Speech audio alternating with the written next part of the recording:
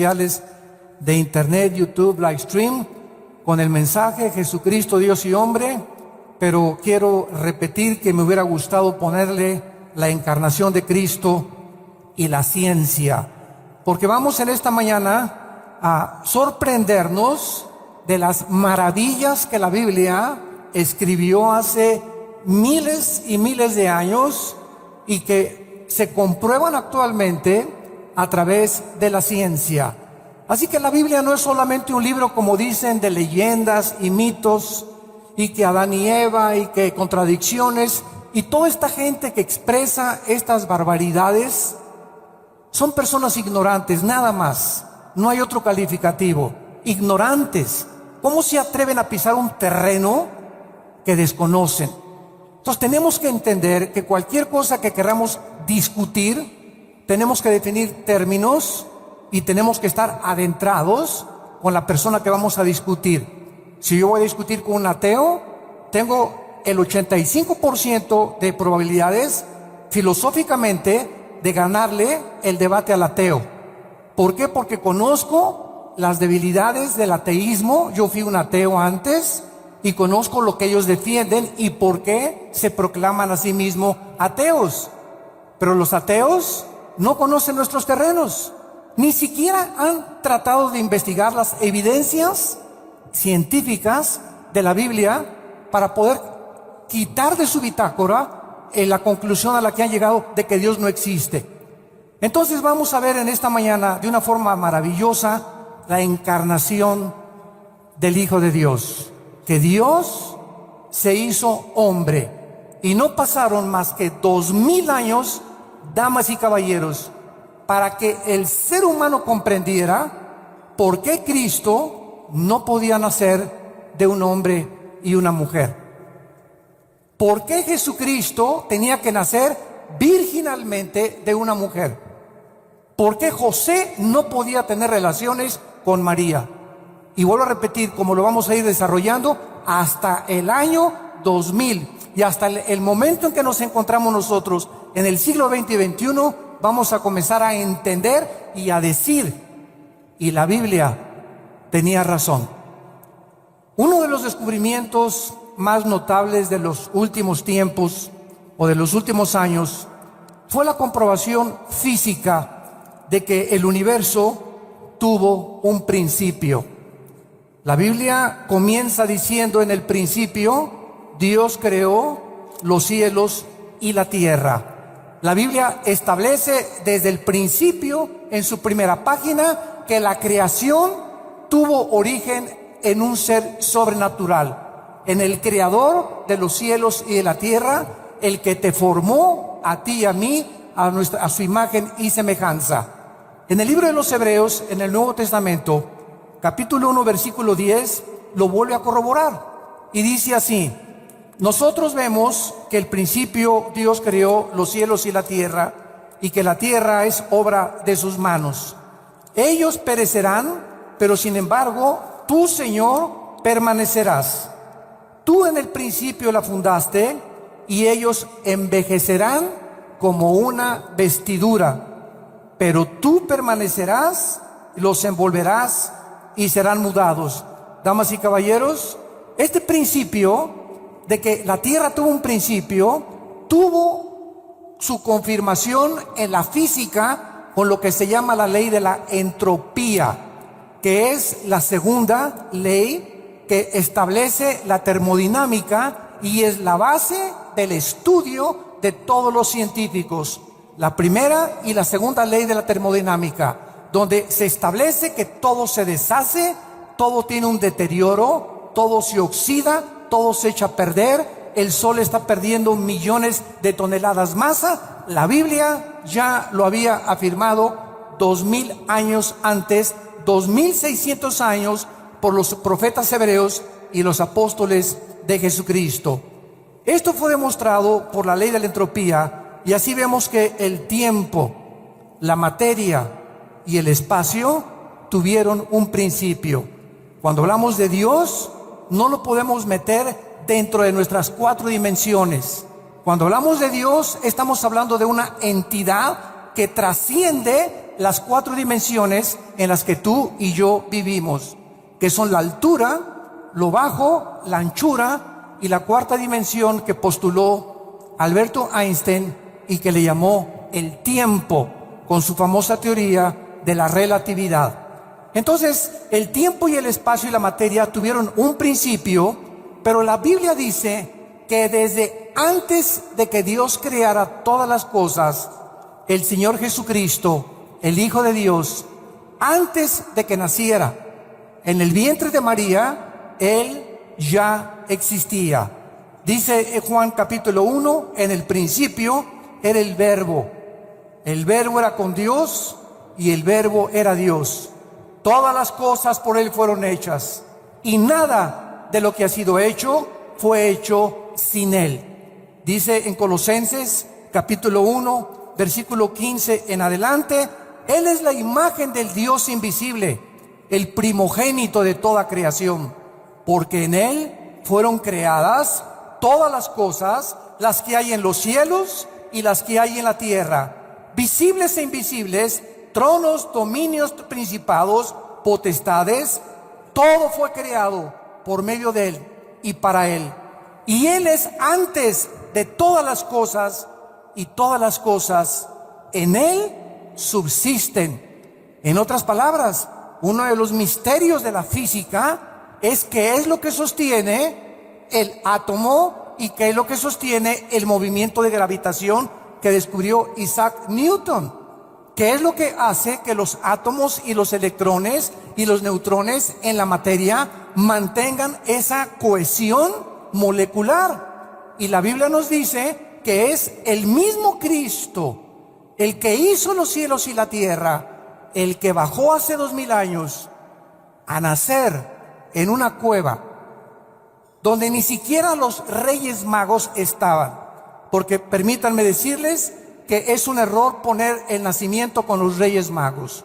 La Biblia dice claramente que cuando Cristo nació, nació en un pesebre, y que 2 años después, cuando ya era un poquito más muchacho maduro, vinieron los famosos Reyes Magos, que no se llamaron ni Melchor, ni Baltasar, ni Gaspar, ni traían un elefante, ni un camello, ni un caballo, ni eran magos tampoco, eran astrónomos que venían de lo que es ahorita la nación de Irak.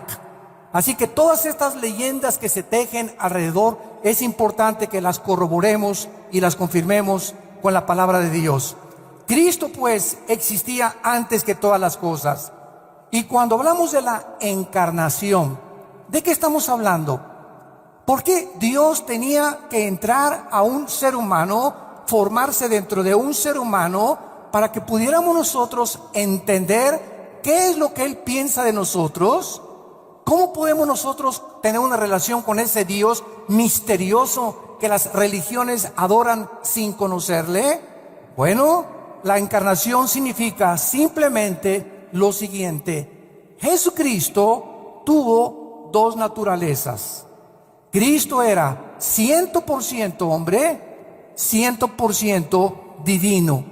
Y nunca estas 2 naturalezas, síganme con mucho cuidado, jamás se mezclaron la una con la otra. Nunca se mezcló la humanidad con la divinidad.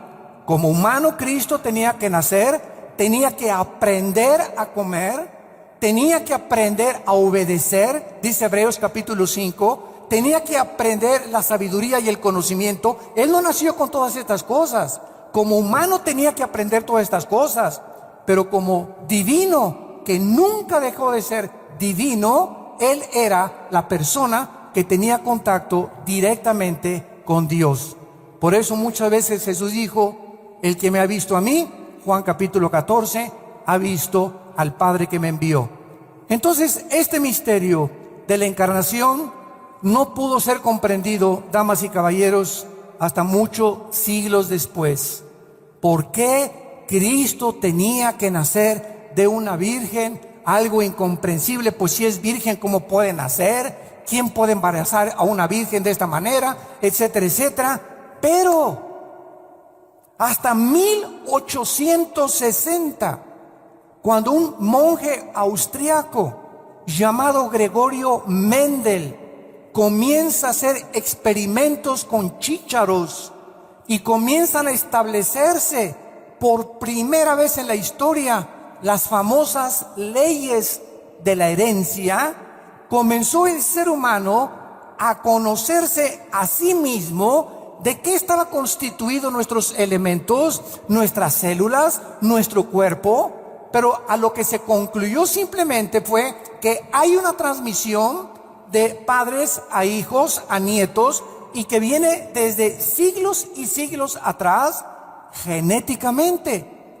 Y como no hay ningún libro en la historia que nos diga de qué estamos formados, más que la Biblia, ni el Ramayana, ni los Vedas, ni el Mahajanivana Sutta, ni el Tripitaka de Buda, ni el Corán de los musulmanes, no existe ningún libro sagrado que nos diga qué es el ser humano, cuáles son los elementos que forman nuestra naturaleza humana. Y la Biblia nos dice que somos espíritu.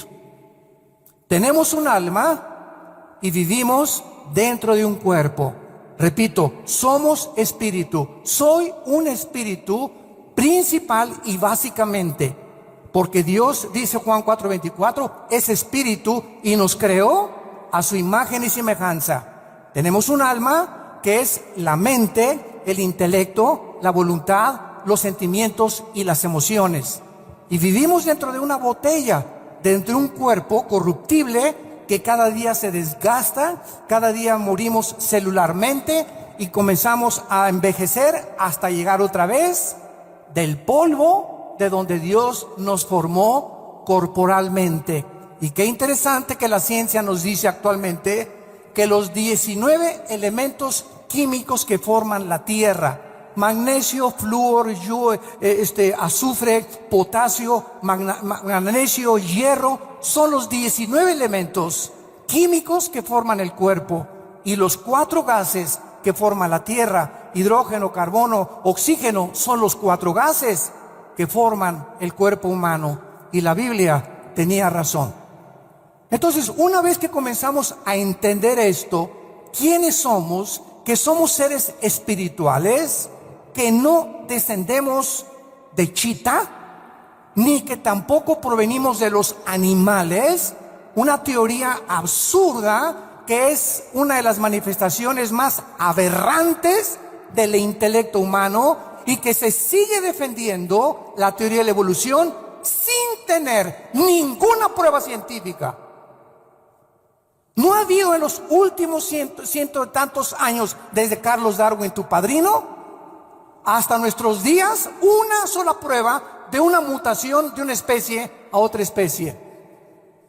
Y se sigue enseñando como una verdad, sin estar demostrado científicamente. ¿Por qué? Porque el ser humano tiene que investigar, y tiene que hipotetizar, y tiene que teorizar y filosofar al no saber de dónde viene. Entonces tenemos que inventar, y cuando se repite una mentira, como decía Goebbels, Joseph Goebbels, el ministro de propaganda de los nazis, cuando se repite una mentira 100 veces, se acaba aceptando como una verdad. ¿Y cuántas mentiras prevalecen aún dentro de lo que se conoce como la falsamente llamada ciencia? Porque hay la ciencia comprobada científica y la falsamente llamada ciencia, que es de carácter meramente especulativo. Entonces nosotros vemos que Gregorio Mendel descubre que algo se transmite a través de nosotros genéticamente.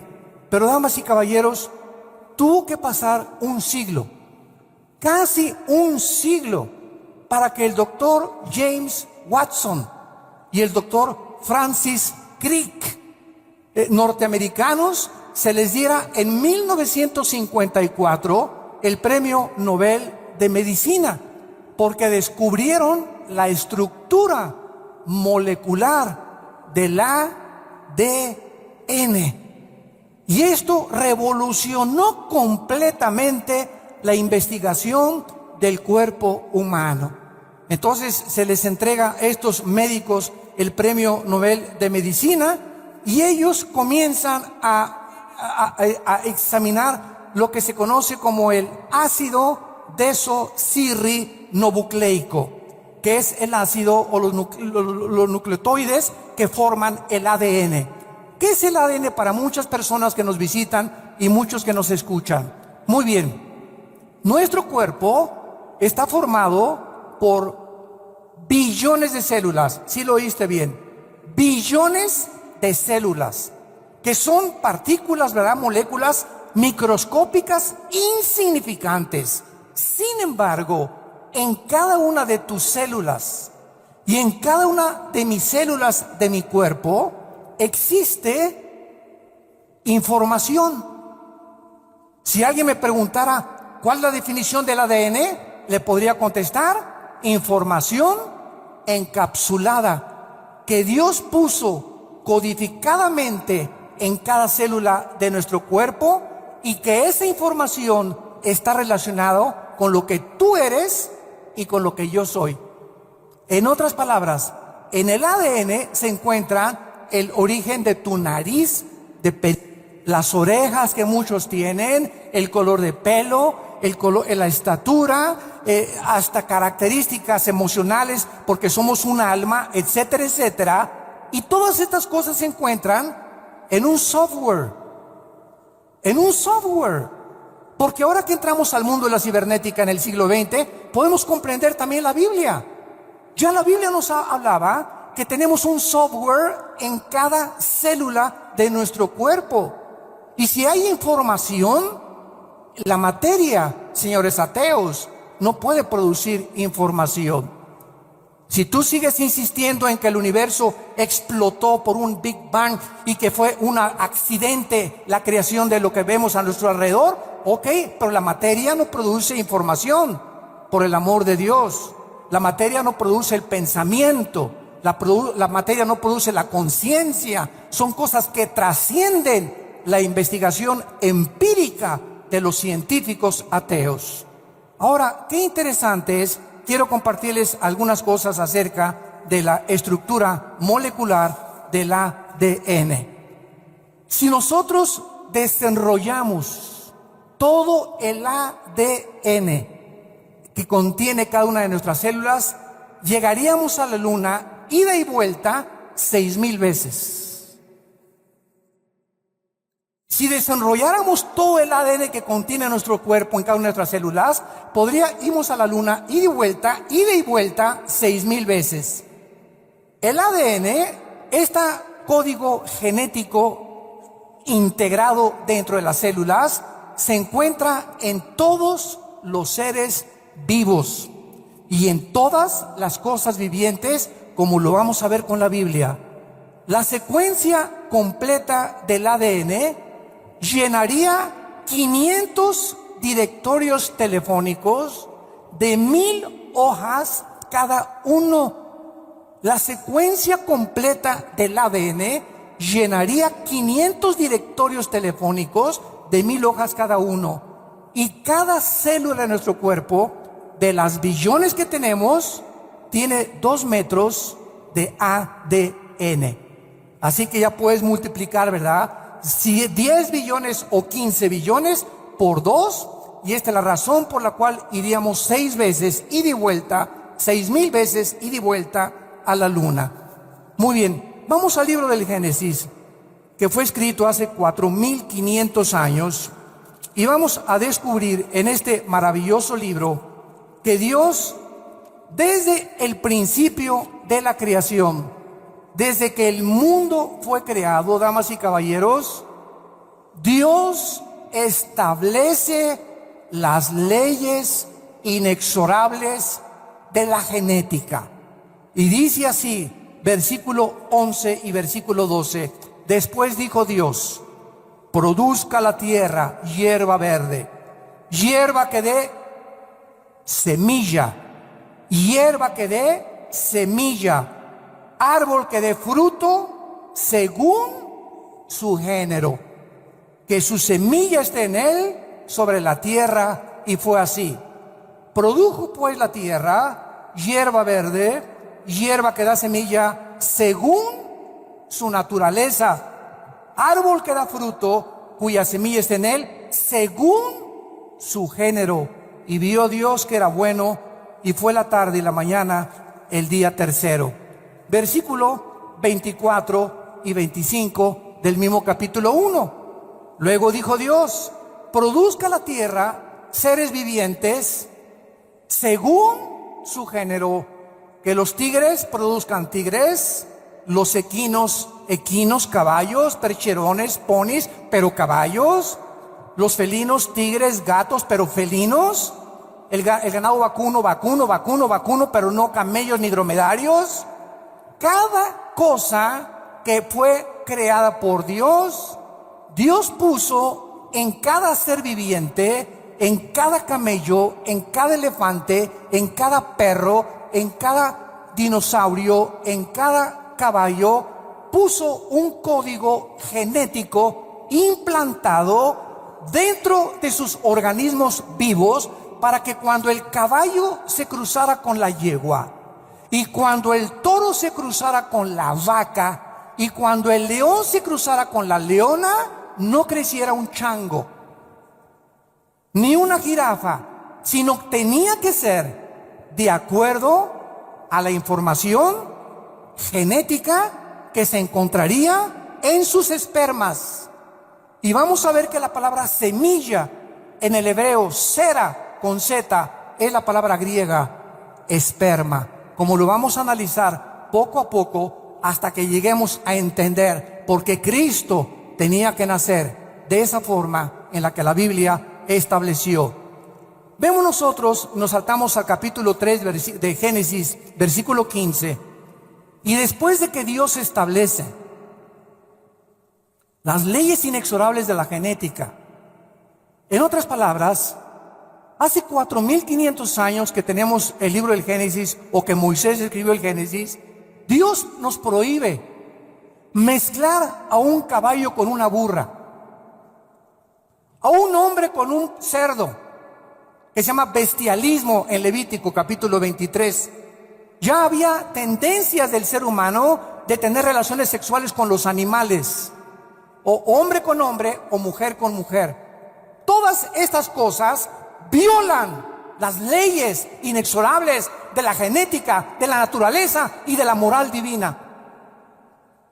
Y el hombre, al atreverse en abusar de estas leyes y retar a la naturaleza, el hombre recibe en sí mismo lo que él ha sembrado. Y esta es la razón por la cual vivimos un mundo en el siglo XXI en el cual se encuentra, donde ya a lo malo le dicen bueno, a lo bueno le dicen malo. Ya no existe ninguna verdad absoluta. Todo es relativo. Nada es verdad. Lo que tú piensas es tu verdad, lo que yo pienso es mi verdad, y cada quien que viva como le dé la gana. Nos olvidamos de la Biblia y de este manual que Dios nos ha dejado para guiar nuestras vidas, matrimonios, hijos y gobiernos también. En Génesis 3:15 encontramos la primera promesa de Dios del nacimiento del Mesías, HaMashiach Yeshua, que en hebreo es el Mesías o el Salvador Jesús. Y dice así: pondré enemistad entre ti y la mujer, entre tu simiente y la simiente suya. Esta te herirá en la cabeza y tú le herirás en el calcañar. Dios, cuando escribió el Génesis, Moisés dijo esta profecía: mujeres, va a haber poderes espirituales que van a tratar de oprimirlas, que van a tratar de aplastarlas, que van a tratar de convertirlas en objetos sexuales nada más, en carne de cañón. Va a haber es un mundo espiritual invisible en el cual alguien les quiere robar la identidad a las mujeres, porque desde que se estableció que una mujer iba a ser la que traería al Mesías Jesús al mundo, Satanás desarrolló su guerra contra las mujeres.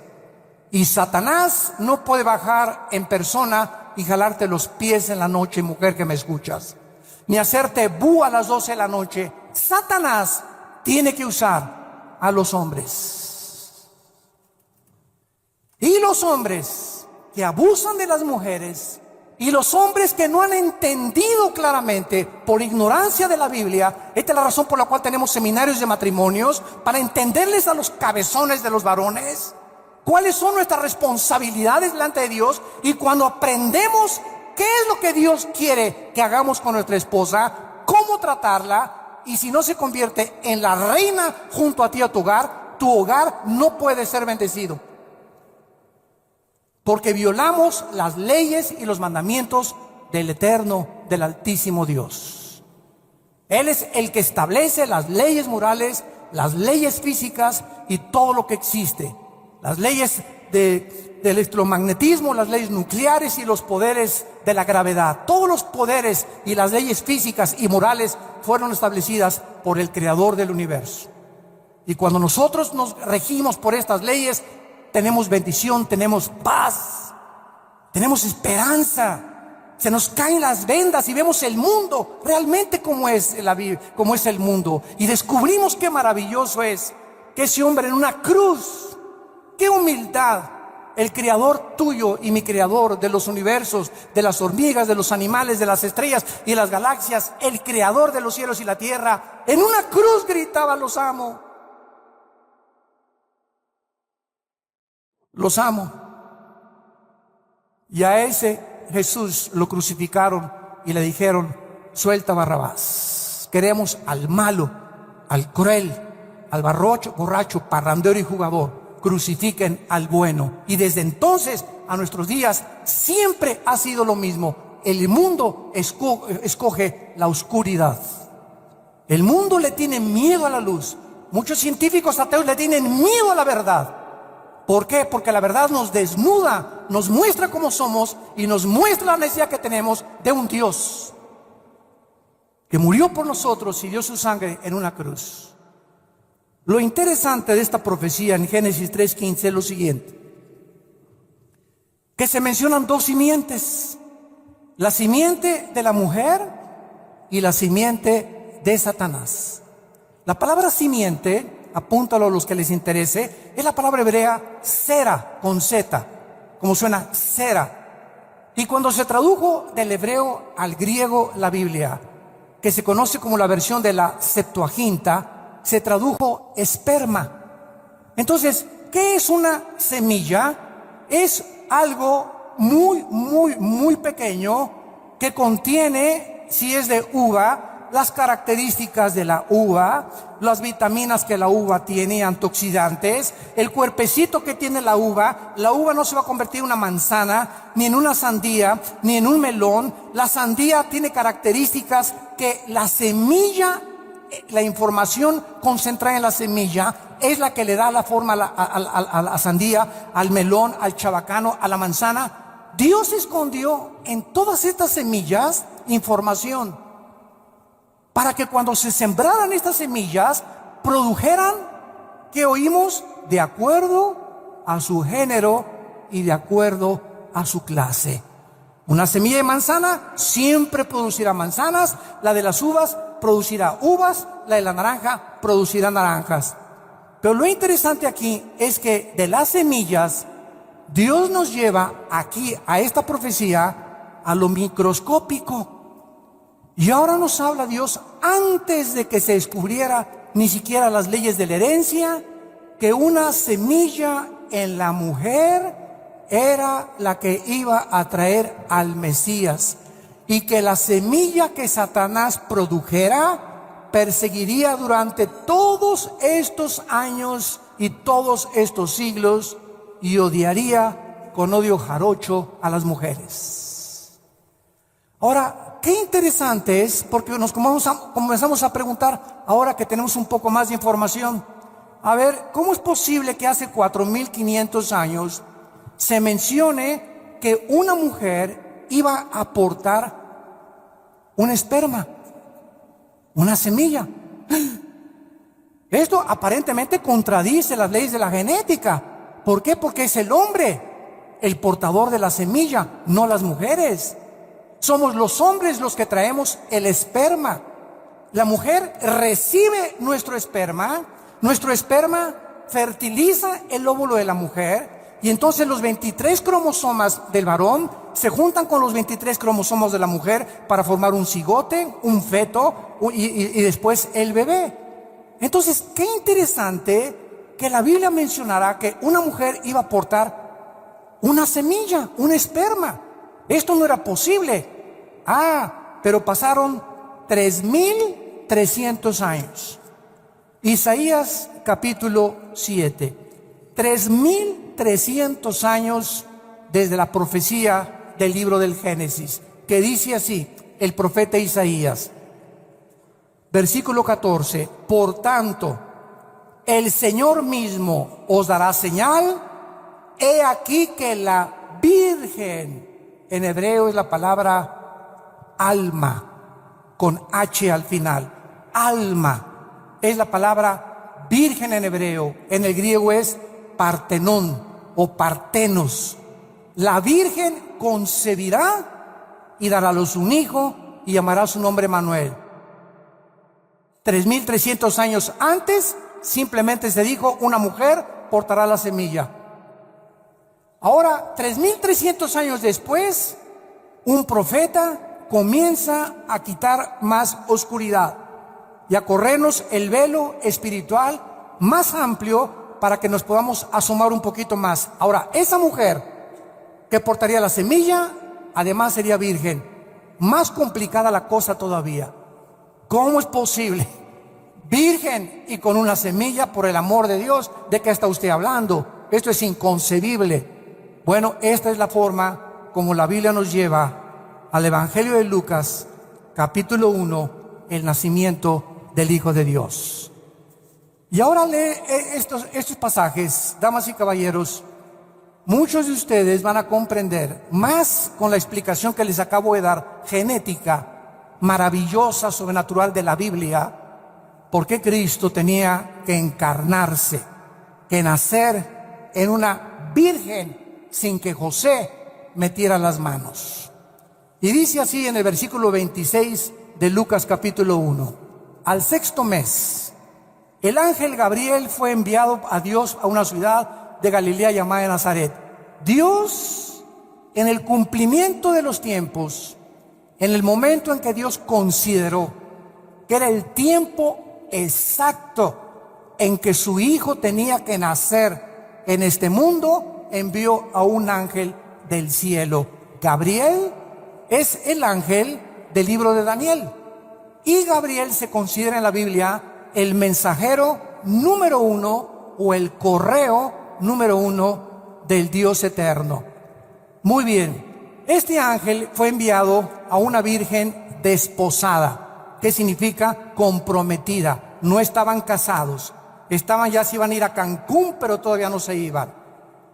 Con un varón que se llamaba José, de la casa de David. Y el nombre de la virgen era Miriam. El nombre de la virgen era Miriam, que se tradujo María. Y el ángel entrando le dijo: salve muy favorecida, el Señor es contigo, bendita tú entre las mujeres.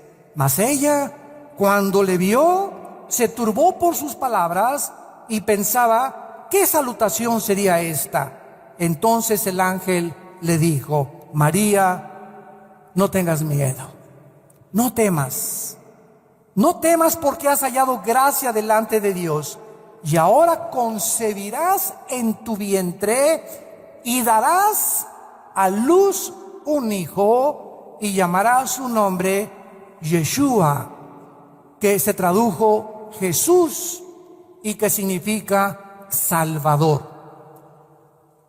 Este será grande y será llamado Hijo del Altísimo, no de José, Hijo del Altísimo, y el Señor Dios le dará el trono de David su padre, y reinará sobre la casa de Jacob para siempre, y su reino no tendrá fin. Imagínense a la Virgen. Era una muchacha, de acuerdo a la palabra hebrea alma y la palabra partenos en el griego, entre los 14 y los 17 años de edad. Era una chamaca, la Virgen María. Se le aparece el ángel y le dice: te vas a embarazar. Imagínense ustedes, muchachas, que de repente, ¿verdad? Como dicen, ¿verdad? Oye, ¿y qué van a decir ahí en Tlalnepantla de mí? Si no me he casado. Inmediatamente me van a decir, nos comimos la torta antes de tiempo. Porque es lo que regularmente la gente piensa, ¿verdad? Entonces María, cuando le anuncian esto, vamos despacio, estaba conmocionada. Porque ella sabía que si ella le decía al ángel, acepto la voluntad de Dios, iba a ser humillada, iba a ser perseguida, la gente se iba a burlar de ella. Sin embargo, vemos por qué Dios escoge a esta muchachita maravillosa, llena de la gracia y la misericordia de Dios, para que fuera la que trajera a su Hijo Jesucristo al mundo de los vivos. María, versículo 34, le dice al ángel, ¿cómo será esto? Pues no conozco varón. Respondiendo el ángel le dijo, el Espíritu Santo vendrá sobre ti, y el poder del Altísimo te cubrirá con su sombra, y el santo ser que nacerá será llamado Hijo de Dios. Vemos nosotros algo que es absolutamente interesante, porque cuando leemos la Biblia descubrimos lo siguiente: el pecado no fue introducido al mundo por una mujer. Si yo les preguntara a ustedes que conocen la Biblia, ¿quién pecó primero, Adán o Eva? Por favor, no me digan Adán. La primera que pecó fue ella, la mujer. Sin embargo, aquí hay algo misterioso y fantástico. La Biblia nos dice que el pecado entró al mundo por el hombre. Todo esto tiene que ver con la genética. Esto es asombroso. La Biblia nos dice en Romanos 5, versículo 12, que el pecado entró al mundo por un hombre, y así la muerte pasó a todos los hombres por cuanto todos pecamos. Y dice el versículo 5 de Romanos, versículo 18, así que por la transgresión de uno, varón, vino la condenación a los hombres, de la misma manera, por la justicia de uno, los hombres, la justificación de vida. Porque así como por la desobediencia de un hombre, ahí está, la Biblia le echa la culpa al varón. Es el varón el que introdujo el pecado al mundo. Así también muchos serán constituidos por la obediencia de uno, los justos. Cuando Adán pecó, entonces toda la raza humana recibió una infección hereditaria. Y así como heredamos las características físicas en el ADN que traemos en cada una de nuestras células de nuestros tatarabuelos, y así como también heredamos características emocionales, es igual de berrinchuda que su abuela, es igual de enojón que su papá, es igual de tonta que la mamá, es igual de burro que el papá, etcétera, etcétera. La Biblia, al descubrirnos que somos espíritu, forzosamente teníamos que haber heredado características espirituales. Y aquello que Marx llamó la lucha de clases, y Shakespeare el defecto trágico, el doctor Sigmund Freud el medio ambiente y la sexualidad infantil. Y así hemos los hombres como tú y como yo, hombres y no dioses, hombres tratando de, ¿qué le pasa al ser humano? ¿Qué gobierno será mejor, el democrático, socialista, comunista, monarquía? Nos encontramos en un mundo confundido, política, religiosa, filosóficamente. Todos los sistemas e ideologías se están derrumbando ante nuestros ojos. Y no nos queda más que la verdad encontrada, porque los cielos pasarán, pero las palabras de este libro permanecerán. Han pasado 2000 años, damas y caballeros. Un solo error no se ha podido encontrar en la Biblia, ni geográfico, ni histórico, ni científico. La arqueología, la antropología, la ciencia corrobora, y la Biblia tenía razón. Y la experiencia humana que vivimos todos los días nos muestra el poder de la Biblia, de la palabra de Dios. Entonces, Si heredamos espiritualmente una herencia, ¿cuál fue? Que los hombres no han podido descubrir. La Biblia usa una palabra para decirnos cuál es la infección con la que tú y yo nacimos, que venimos acarreando genéticamente desde Adán, y se llama pecado. Ahora vean la relación de la genética con lo que les estoy diciendo. La mujer tiene cromosomas XX. Es el cromosoma Y el que determina el género masculino. Todos los hombres que me escuchan y yo, su servidor, cuando nacimos es porque el cromosoma Y, no el X, el Y de mi papá fertilizó el óvulo de mi mamá, que son con 2X, y entonces se juntaron las 2X de mi mamá con la Y de mi papá y nacimos varón. Biológicamente, el ADN determina el género masculino o femenino.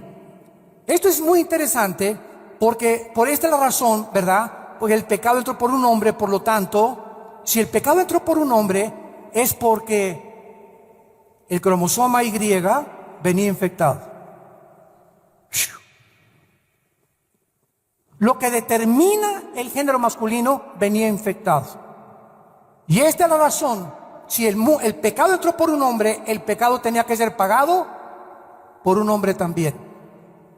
Esta es la razón por la cual Dios no envió a su unigénita hija. Dios envió a su unigénito hijo para salvar la humanidad, a su hijo del pecado. Y lo interesante acerca del cromosoma Y es que solo puede provenir del padre. El cromosoma Y nunca vendrá de la mamá. Y lo podemos trazar, como dijimos, desde Adán, porque fue el primer hombre en recibir el cromosoma de Dios para determinar el género masculino. Para que la raza humana fuera salvada, tenía que haber un cromosoma Y, porque tenía que ser un hombre, no una mujer, la que moría en una cruz. Y ese hombre no podría traer el cromosoma Y infectado por la herencia del pecado. Tenía que ser un cromosoma Y no contaminado, y solo Dios lo podía implantar en el óvulo de María. María, José no va a meterse contigo. ¿Por qué? Si lo quiero mucho, no importa lo que lo quieras. Si José tiene relaciones con María, el Hijo de Dios hubiera nacido como tú y como yo, en pecado hemos nacido y en pecado nos concibió nuestra madre. Salmo 51. Hemos nacido en pecado. Es la condición del ser humano, en contra de las leyes de Dios e infectados genéticamente. Ahora entendemos por qué José no podía tener relaciones con María.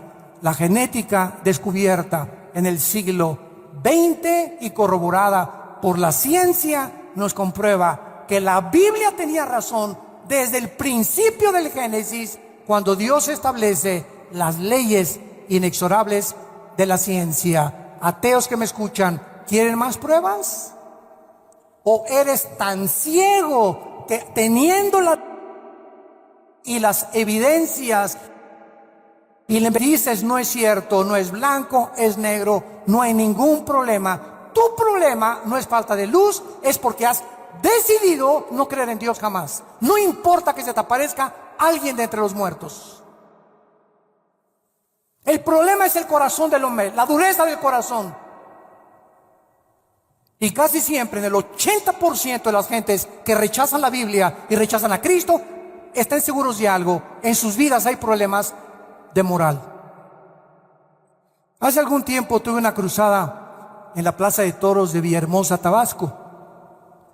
Y me acuerdo que al acabar la cruzada se acercaron 3 muchachas y me dijeron: oiga, señora Dulce, fíjese que tenemos aquí una muchachita como de 17, 18 años de edad, y dice que todo lo que usted dijo eran puras burradas, que ella no cree, porque prediqué sobre el infierno en esa noche.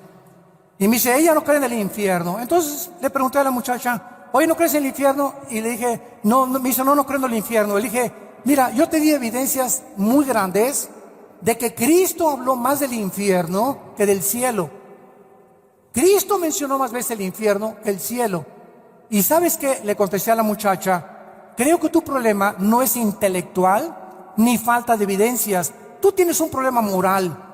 Y me contestan sus amigas, sí es cierto, señor Alducin, tiene 3 amantes. No es de que no puedan creer, es que no les conviene creer. No te conviene creer, porque el Dios de la Biblia destruye tu independencia, autonomía,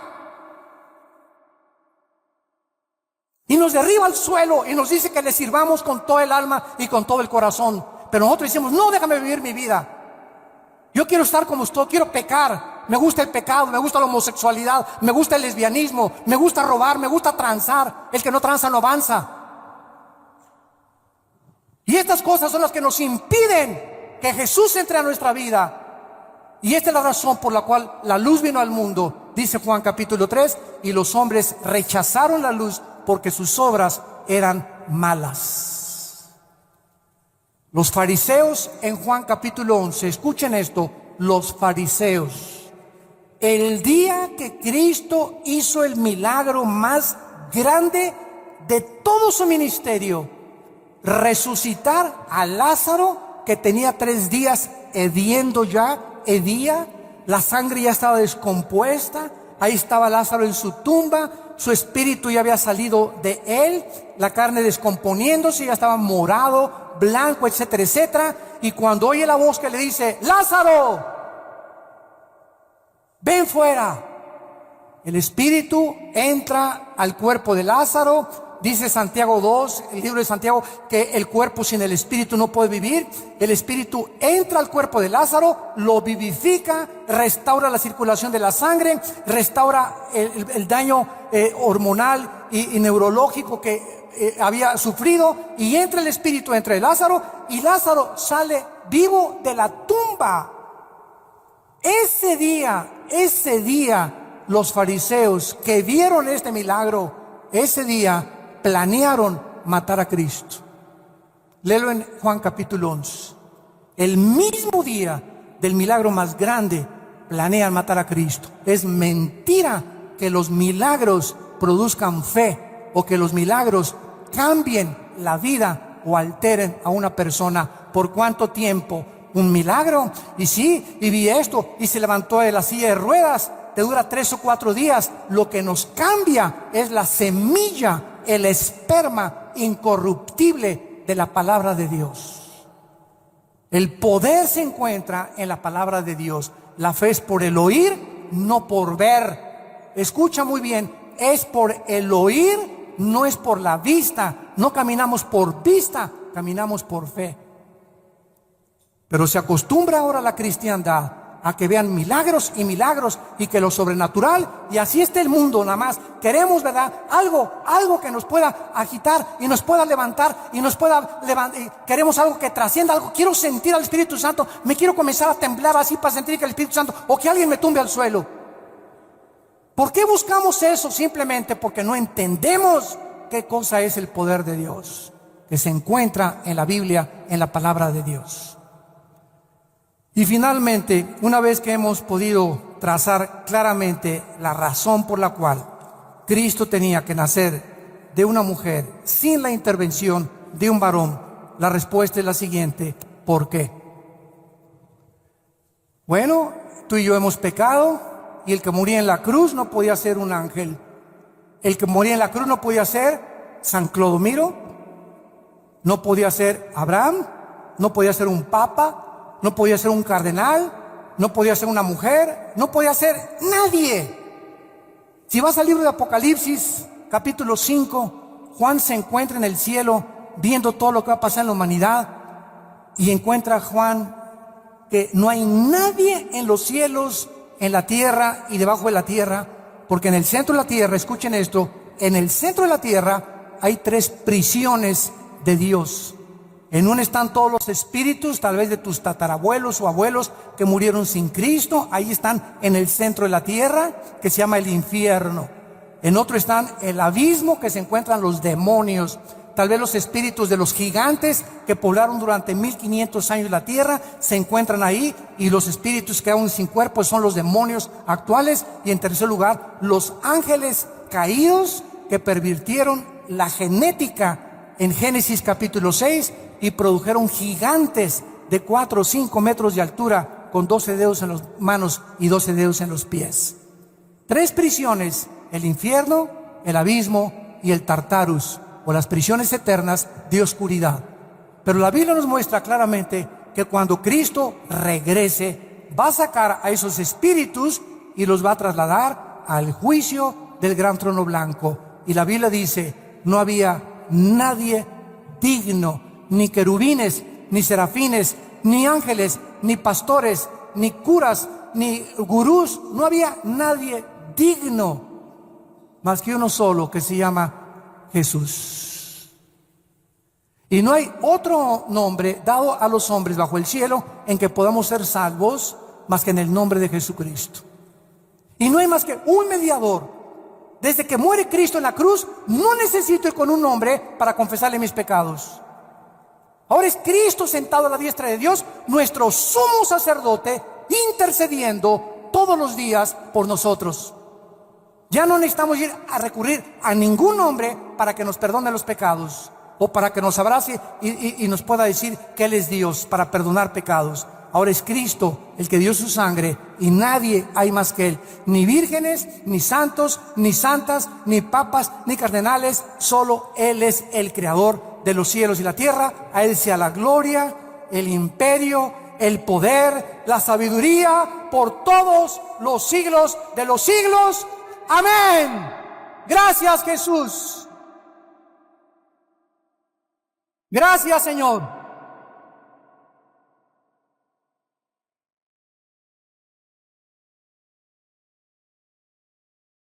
Ese hombre que muere en la cruz, a los 3 días se levanta de los muertos. Nadie en la historia ha probado que es Dios para poder vencer la muerte más que Jesucristo. Y fue la resurrección de Cristo, señores historiadores que nos visitan y sociólogos, fue la resurrección de Cristo lo que cambió y transformó el imperio más grande de toda la historia, el Imperio Romano. Convirtió completamente el Imperio Romano. Constantino, el último emperador, 350 después de Jesucristo, ve una luz en el cielo que dice: por este signo vencerás. Constantino dice que se convierte al cristianismo y ordena que ya no se echen a los cristianos a los leones, que ya no se echen al Coliseo Romano, y ordena que la religión del Imperio Romano sea el cristianismo. Desgraciadamente, de Constantino a nuestros días, se ha obligado que si tú naces católico, eres católico, protestante, protestante, mormón, mormón, testigo de Jehová, y hasta que tú vienes a la Biblia por ti mismo y descubres que no es la religión que nos heredaron nuestros padres, sino que yo necesito, porque Dios no tiene nietos, Dios necesita que yo me encuentre con su Hijo. Aunque mi mamá sea la monja y mi tío sea el cardenal y sea yo sobrino del Papa, yo y tú necesitamos un encuentro personal con el Hijo de Dios. Y hasta que tú no tengas este encuentro con Él, que puede ser esta mañana, tu vida seguirá siendo la misma. Seguirás de botella en botella, de droga en droga, de filosofía en filosofía, de cine en cine, de mujer en mujer, de negocio en negocio, siempre buscando y sin encontrar. Y cuando llegues allá al éxito, a donde tú aspiras llegar, pues yo quiero llegar a la presidencia de la República, o tener 10 empresas, o llegar a tener billones de dólares. Cuando estés allá arriba, vas a descubrir algo tremendo, que allá arriba, sin Dios, mientras más alto subes, más rápido vas a caer. Porque no podemos sostenernos en el éxito de arriba de la montaña sin Dios. ¿Por qué? Porque el poder descompone a los seres humanos. El dinero nos descompone. El orgullo, la altivez, el aplauso, el reconocimiento que se recibe descompone al ser humano. Artistas, deportistas, políticos y la persona que tú me quieras mencionar. No fuimos creados para eso. Por eso dice la Biblia: híncate solo delante de Jesús. Adora solo a Jesús. Nunca adores un hombre, nunca te hinques delante de un hombre. Adora a Dios, porque Él es el único digno y el que puede en esta mañana perdonar tus pecados. ¿No quisieran muchos de ustedes, los que nos escuchan a través de la televisión, venir a la cruz? Yo no te pido en esta mañana que vengas a ninguna religión. Te pido que vengas a una cruz, en el monte Moriah, el mismo monte donde Abraham iba a sacrificar a Isaac. En ese monte Abraham dijo: Jehová Jireh, Dios proveerá. Y 4000 años después, en el mismo monte, Dios nos proveyó a su Hijo Jesucristo.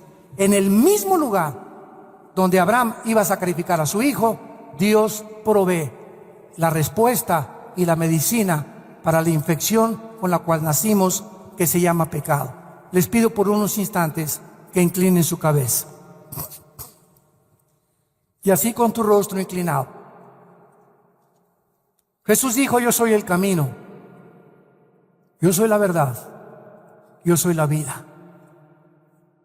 Yo soy el pan que descendió del cielo para darte vida, para llenar ese vacío con el cual naciste y llenarte de plenitud, de esperanza y de gozo y de una paz que sobrepasa el entendimiento humano. Quiero decirte, dice la Biblia, que separado de Dios nunca se cumplirán tus sueños, y si se cumplen, se convertirán en contra de ti, porque no fuimos creados para nosotros mismos, sino para Él. Ya nadie vive para sí mismo. Esta es la desgracia más grande del ser humano: centrarse en su egoísmo, en su ego, en sus intereses personales. Y al venir a Cristo descubrimos que la felicidad, la verdadera felicidad, se encuentra en vivir para los demás, en servir a los demás, en ser siervo de los demás, como lo hizo Él al venir a servirnos, despojarse a sí mismo, tomar la forma de un siervo semejante a nosotros, y estando en esta condición de siervo, se humilló hasta lo sumo, hasta una muerte, y una muerte de cruz, que es la muerte más excruciante y más cruel que puede existir. Porque de tal manera, dice la Biblia, te ama Dios, que ha dado a su Hijo, para que si tú en esta mañana vienes a Él y te arrepientes de tus pecados y estás dispuesto a darte una vuelta de 180 grados en tu vida y comenzar a seguir a Jesús, Dios te mostrará su poder para que te mantengas en ese camino, para que hagas su voluntad y para que vayamos al mundo a llevar este glorioso mensaje de las buenas noticias de que Dios estaba en Cristo, no tomándonos en cuenta nuestros pecados. ¿Qué tengo que hacer?, me preguntarás. Dile estas palabras con todo tu corazón: Señor mío y Dios mío, he pecado contra ti. Me arrepiento de mi vida con todo mi corazón. Creo que en esa cruz tu Hijo Jesucristo derramó la última gota de su sangre para que yo pudiera en este instante ser sanado de mi enfermedad espiritual con la cual nací. Creo que a los 3 días salió de la tumba para mostrarme que si Él resucitó, yo voy a volver a vivir con Él. Y esta esperanza yo no la tenía, mas ahora la tengo, y te bendigo, Señor Jesús. Bendito Hijo de Dios, por haber muerto en mi lugar y pagar una cuenta de pecado que yo nunca hubiera podido pagar con mis buenas obras. Entra a mi corazón, Jesús, en este instante, como mi Señor y mi Salvador. Te lo pido en tu nombre, precioso y eterno. Amén. Gracias a Dios por este libro. Gracias a Dios Gracias a Dios por la Biblia.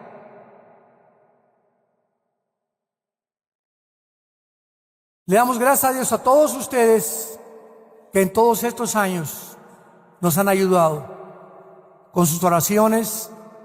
Ya vamos a cumplir 38 años no de edad, 38 años de predicar este mensaje, y comenzamos aquí en el Valle Dorado. Ahí comenzamos en 1981, ahí comenzamos.